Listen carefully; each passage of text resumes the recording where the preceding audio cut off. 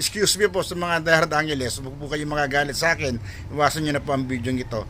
Ito para lamang sa mga gustong makarinig po ng mga balitang katotohanan. Dahil ang Northern Builder po, na pag-aari po nila Mr. Vic Angeles at Congresswoman Chris Angeles, kasama po ngayon sa iniimbestigahan po sa Senate Blue Ribbon Committee ni Senador Marcoleta. Kasama pa rin po yung Santo Cristo Builder na alam naman natin usap-usapan pag-aari pa rin po nila. Ito po patungkol doon sa mga politiko at kontraktor na magkakasabwat po sa mga ghost project. Panoorin po ninyo ang video.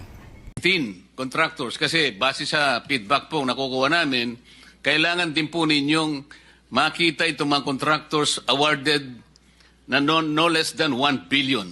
1 billion above, meron din po. Katulad po ng 11-16 Construction, Northern Builders, Third Star Builders, Juros Development Corporation, R.A. Pahati Construction and Supply, Ulticon Builders, A.L. Salazar Construction Inc., A.C. Soliben Construction, Santo Cristo Builders.